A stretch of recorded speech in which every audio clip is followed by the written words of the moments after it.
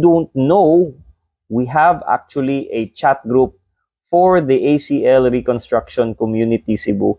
And in this chat group, we try to answer as many questions as possible. Of course, usahay dili ko makakita sa mga chat, but if possible, I try to answer para to give value sa atong mga katuhod, mga members nato sa group. And today, again, I'm broadcasting live from Cebu City.